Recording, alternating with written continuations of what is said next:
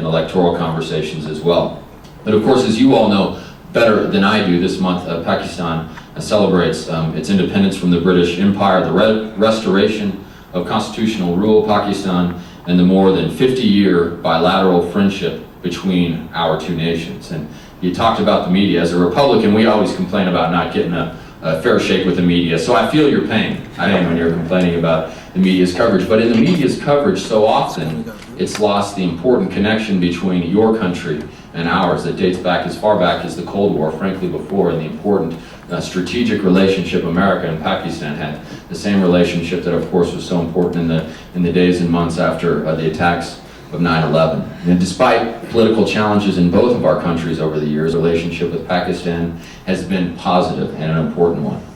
At the center of the relationship between the United States and Pakistan is a shared commitment to improving security and political stability, a real challenge for your country and ours during these difficult times, fighting terrorism, and of course growing our respective economies and deepening the roots of democracy in South Asia. Expanding our commercial relationship is an essential part of achieving these goals, and that starts with a stronger collaboration in trade and investment, energy security, and economic growth.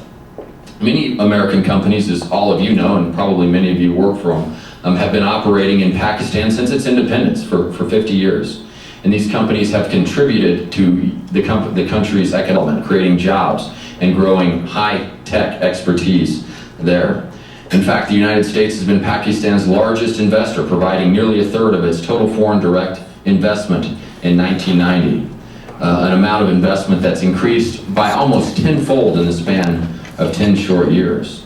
There's also a lot in the relationship between Pakistan and the United States. For the United States is Pakistan's largest trade partner. Pakistan's total exports last year were $19 billion, $4 billion of which was in connection with the United States. And U.S. good exports to Pakistan rose from a mere $462 million in 2000 to nearly $2 billion in 2008. More American exports to Pakistan means more for Americans at home, and that trade relationship is an important one. All of that adds up to about $6 billion in bilateral trade, more than double what it was in 2001. And with a population of 170 million people, 162 I guess is the exact term, the exact amount, Pakistan is an emerging market that presents real opportunity for the U.S. and Colorado businesses. Unfortunately, as many of you know, the leadership in Washington under both parties has begun to embark on these free trade arrangements, and there are a lot of changes that need to be made in the bilateral relationship between America and Pakistan. For example, the exports from Pakistan to America are currently subject to significant tariffs. In the case of clothes, one of your leading exports, it's a 10% export, which puts Pakistan's exports at huge disadvantage relative to other countries. And so going forward, that's an important area for us, for America and Pakistan to strengthen its relations.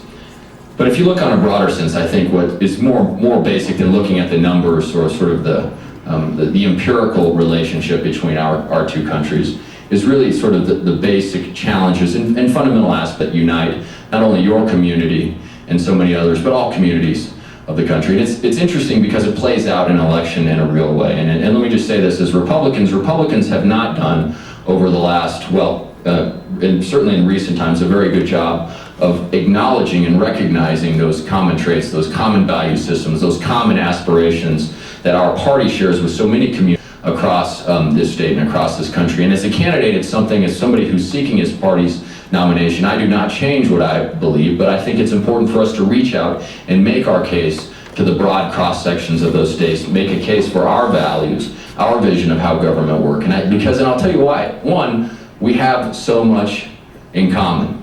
You know, we all aspire for freedom, that's freely, to be able to choose the course of our existence, to dream big and strive mightily and achieve success in life. So freedom we aspire for. We aspire for economic prosperity, a really important issue during these difficult economic times. Communities, peoples, families of every background, every faith, every stripe, they are struggling. And all of us together aspire to get the economy back on its feet, to get folks working again, so that the great American tradition of every subsequent generation living better than the one before it, so that history can continue going forward. We all aspire for our children to do well, and that requires a quality public education system. And this is an area where there is increasing agreement that the current status public education system, it can't continue to stand. There are wonderful people in our public education system, principals and teachers, administrators and staff, all of whom are passionate about children and making sure they have the skills they need to compete in a highly competitive world. And yet, still, our public education system fails far too many.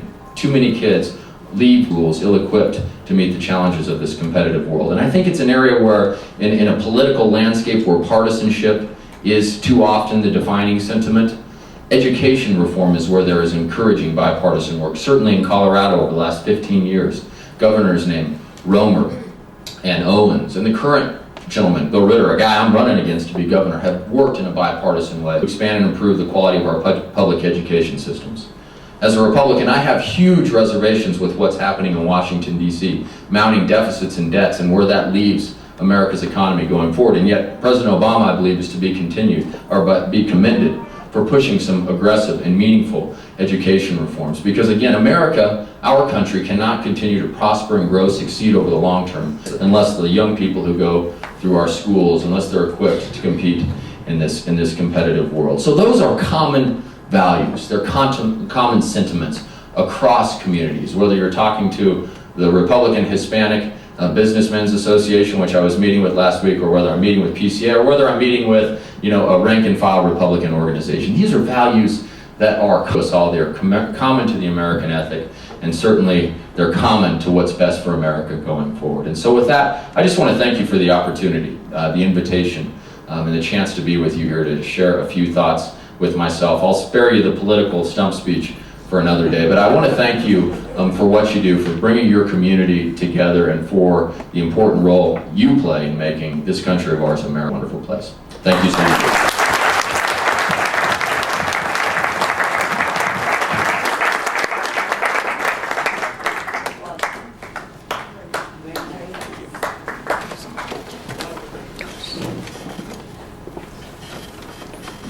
Thank you very much, Senator. It's a pleasure having you here. Pakistani Americans continue to successfully contribute in a variety of fields such as medicine, information technology, and service industries.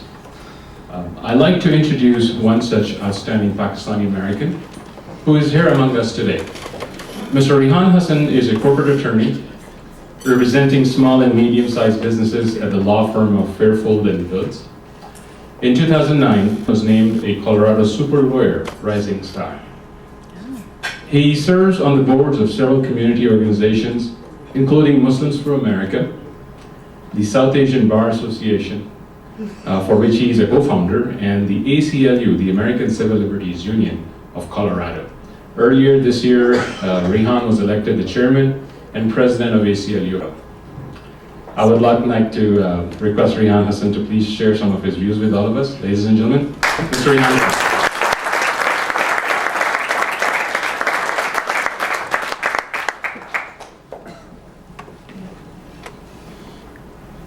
Thank you very much for having us. Assalamu alaikum. Hi, that's my sister-in-law. Thank you so much for having me. I mean, what a wonderful, wonderful turnout on a Sunday afternoon, and all the men are wearing ties. Everyone looks beautiful. I just wanted to say a couple of things. I won't take too much time because we're all hungry, and Maggiano's has a great pasta. So we'll get on with this as quickly as possible. But I was recently elected, to my great honor, as the chairman of the board and president of the ACLU Colorado. And the only reason I mention that is because I am a member of this community, and this is a unique opportunity for an organization which does a tremendous amount for all communities throughout Colorado. And I'm here as a tool for you. I'm here to the concerns of the community and the individuals. And gosh, even if it's what the heck do you guys do over there, I'd love to hear about it. So that's the commercial part. So thank you very much for that. On an occasion like this, I think everyone has to kind of take pause and reflect back. And Pakistan's independence is a huge, huge marker in history, and certainly in all